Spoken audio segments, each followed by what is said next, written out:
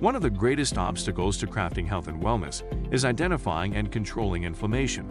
It's at the core of all complex and chronic diseases, and it's the driving mechanism that underlies the most common symptoms that people like you struggle to overcome.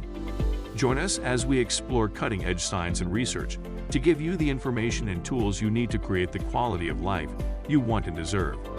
And now, here is the host of Inflammation Nation, Dr. Stephen Noseworthy.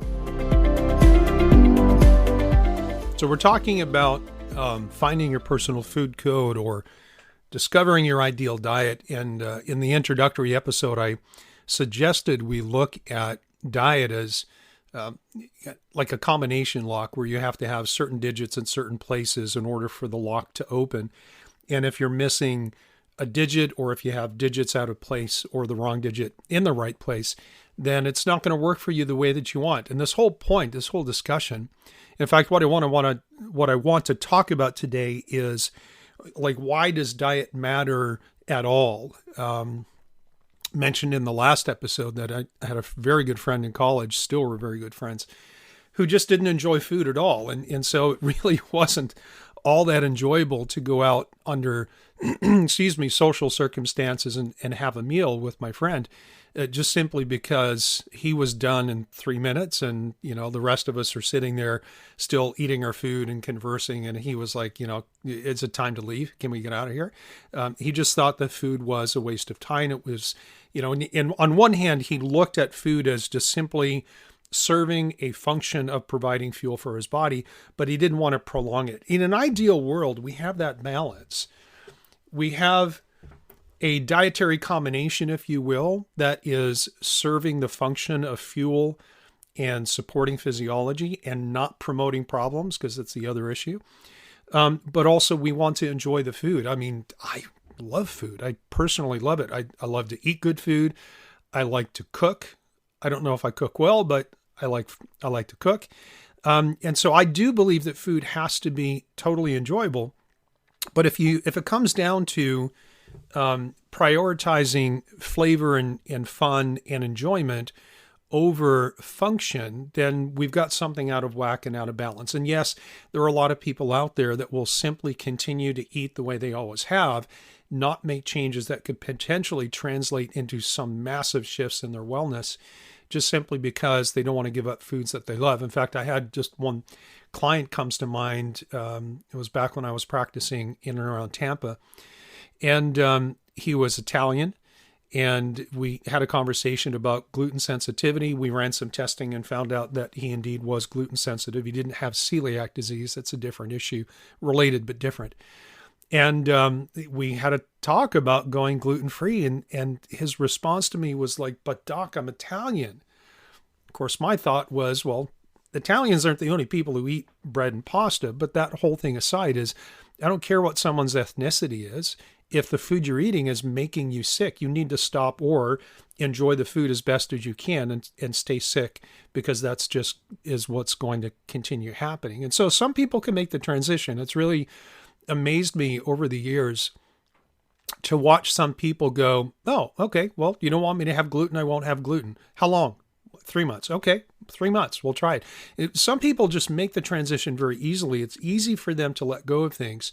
And I'm just picking on gluten because it's probably probably the most common food that causes health issues, particularly as it relates to promoting inflammation. Not that there aren't others, there certainly are. But it has amazed me over the years to see the dichotomy between people who will cling to their dietary habits and rituals and those who are willing to let it go.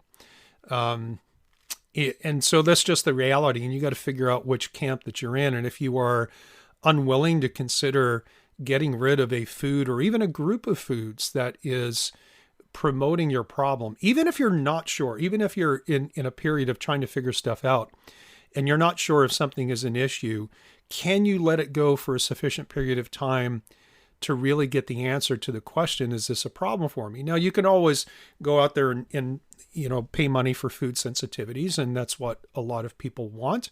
It is what a lot of doctors and clinicians or healthcare practitioners will do or suggest.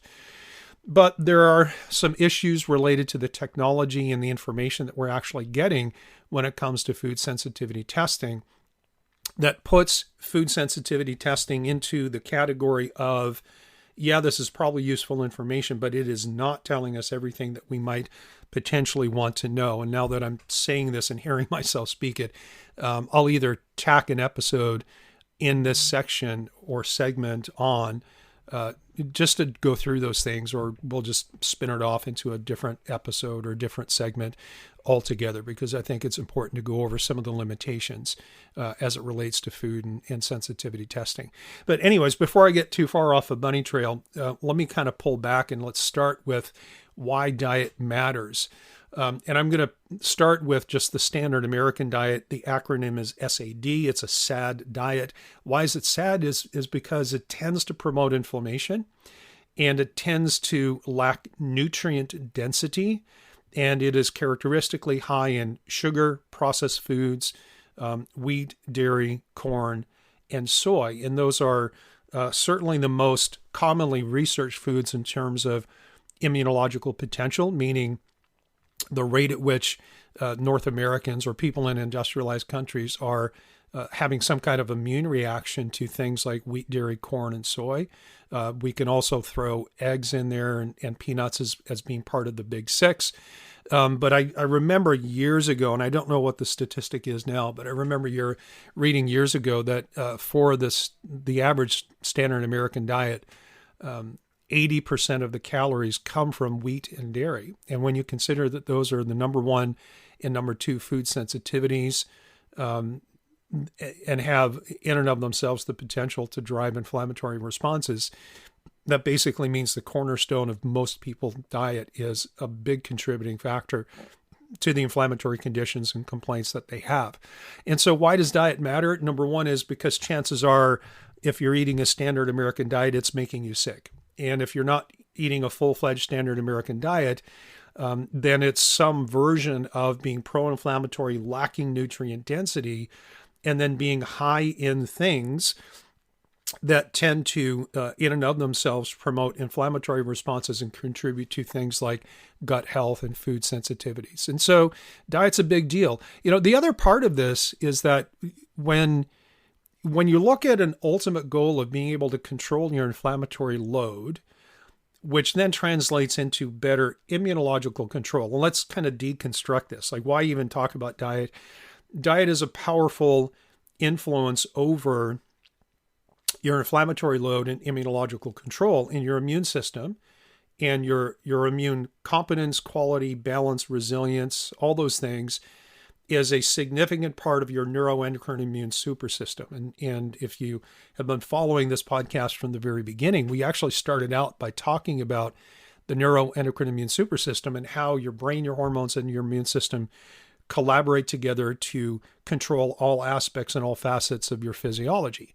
And you can't affect one without the other. And so if diet is a great modulator, either a contributor or a detractor to immune control in your inflammatory state, then I can guarantee you that your diet is having, unless it's optimal, it is having a negative effect on your brain, your hormones, and your entire physiological system. And so diet is a powerful epigenetic modifier, meaning that what we eat, how we eat, when we eat, why we eat, all of these different elements, all of these different digits, if you will, in the combination of the lock that we've been using metaphorically, all of these things have tremendous influence over how our genes express themselves.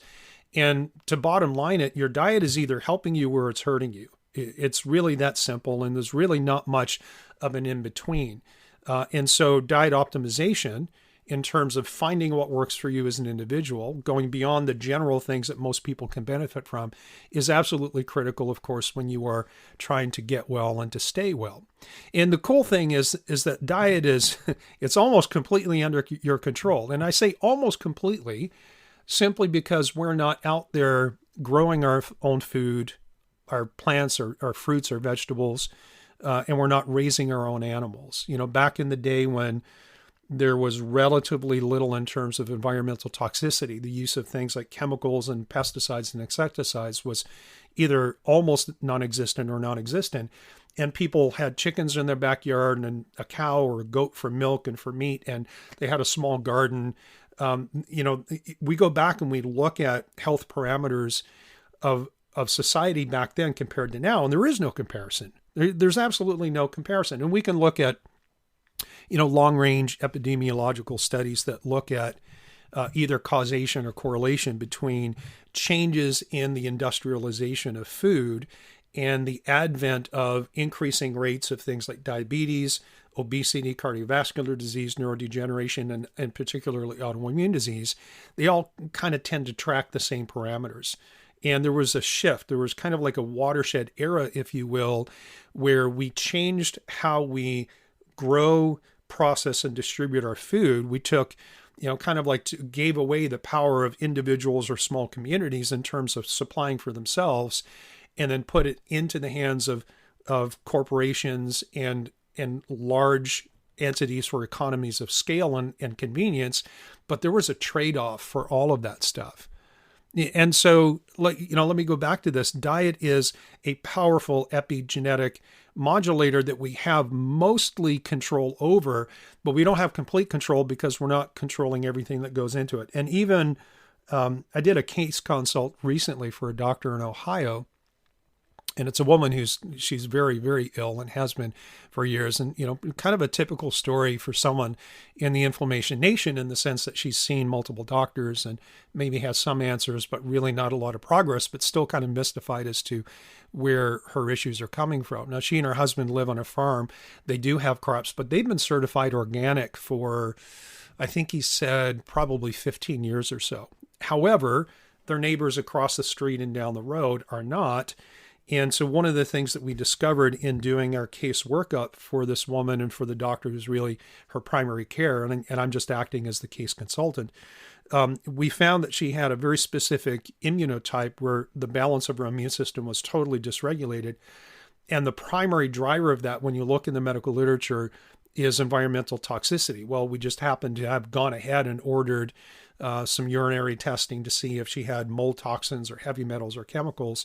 And we don't have that data back yet, but I'm pretty certain that we're going to find that some of the things that are causing her immune dysfunction and dysregulation are probably in the same class of chemicals that people in the community around her are using, even though she and her husband are not. And that's why I say we have almost complete control. Even if you had your own farm, someone 10 miles away can spray their crops with Roundup, and the winds can blow that over your way, settle on your crops or into the air that you breathe or come into contact with your skin, and you can have an issue in that sense. So, either your diet's helping or hurting, but we do have tremendous amount of control, and we need to optimize the things that we can. So I'm watching my time here, and I'm trying to keep these things short, but gosh, there's just so much to talk about. Let me hit a couple of final points, and then we'll save the next topic for the next episode. Nutrition is not, nor should ever be, a religion. And I'm not talking against like any of the world religions that have limitations or prohibitions around certain foods, like, Jewish people and eating pork, or always eating kosher, or certain things being kosher, or maybe Hindus and the reverence for cows. I'm not talking about those things. I'm talking about not making, like, in that circumstance, let's say it's a Jewish person who observes the tenets of Judaism, and they just don't eat pork because it's part of the Old Testament and the law, so to speak. I'm not talking about a situation where a religious system imposes some rules around certain foods. I'm talking about when someone makes food and nutrition itself the religion. And, there are some people who have deeply held beliefs about nutrition that they actively preach to others in an effort to convert them, and, to either save them, or perhaps even in, these days to save the planet, because there's a big, huge push right now for the world to turn to a plant-based diet, and, from an ethical and ecological as well as a health standpoint. And I might agree with some of what they're saying on two of those fronts, but from a nutritional standpoint, I absolutely don't. And I question whether or not there's enough of an environmental benefit to going plant-based, the whole world going plant-based, actually justified. I think the science actually speaks to the opposite. But nevertheless, I'm not an expert in that area. I have an opinion, but I'm not an expert. And let's put that off to the side for now before I get myself in trouble. But, there is, like I said, people hold these deeply held beliefs, and it becomes their religion. Nutrition becomes their religion. And sometimes they actually vilify those who don't agree with them, particularly if someone holds a belief that's on the opposite end of the spectrum. And so, honestly, we see a lot of this in the vegan, particularly in the raw vegan world, who will accuse people who eat meat, let alone not being like truly a full carnivore, but someone who just eats meat as part of the regular diet and animal products. They vilify them and accuse them of all kinds of terrible things because they're killing animals and so on and so on. And so, I just don't think that we should turn nutrition into a religion. It's a matter of health and wellness, but that's not to say that if someone comes to me and wants to consult with me, if some part of their dietary regimen is being dictated by their truly held religious beliefs, not that the food is the religion, but the religion speaks to the issue of food, I'm not going to try to change that. Who am I to speak against someone else's religion, even though I have my own deeply held religious beliefs? So I just don't think that we should, kind of turn it into that thing. So I'd said this before, and I'll end with this on this episode, and we'll pick it up on the next one, is that, part of my sincere belief about nutrition is that there is no one-size-fits-all diet. I do believe that we have enough data, and I do believe we have enough experience to say that there is a common quality starting point that's going to work for most people. But it doesn't mean we stop there. It just gives us a good point to jump off, so to speak. But to dovetail off that, it doesn't necessarily mean that the diet doesn't have to be tailored for them. I think it does. I think diets have to be personalized along one or more of several different variables to really optimize it to their own unique individuality. Now, final word, if someone backed me into a corner and said, listen, there's only one piece of nutritional advice that you can ever give anybody from this point forward, what is it? And then they push the microphone towards my mouth. I would probably say something like this, like stop eating highly processed foods and stop drinking liquid carbohydrates. I guess that's two, but I'm going to combine them into one. So get rid of the highly processed stuff, meaning like if it's in a box or in a can, if it's got a long list of ingredients, particularly if there are things there that you can't pronounce, you really have no business putting it in your body. And then when it comes to not drinking liquid carbohydrates, the consumption of things like fruit juices and sodas is just astronomical. And going back to being able to track trends and the change of the consumption of sugary drinks and sodas and fruit juice and all that stuff, and the advent of all these modern inflammatory diseases, they're basically parallel curves. So I think the connection there's, I think it's undeniable, but again, that's just my opinion. So let's leave it at that. We'll call that a wrap on the introductory segments or episodes in this segment. And so next time, on the next episode, we're going to start talking about what are the digits, the combination. The very first one is quantity. How much do you eat? Let's get that dialed in before we talk about anything else next time on the Inflammation Nation. Thank you so much for listening to the Inflammation Nation. If you found this episode valuable, please rate, review, and subscribe to our podcast. Be the first to know when a new episode drops so that you can stay on top of your game. It also helps others like you find the answers they need. And why not head over to my main website, drnoseworthy.com, that's drnoseworthy.com, to explore my personalized functional medicine coaching programs, submit a question to the podcast, maybe take a quiz, or even reach out to me using the contact form that you can find there. We'll see you next time.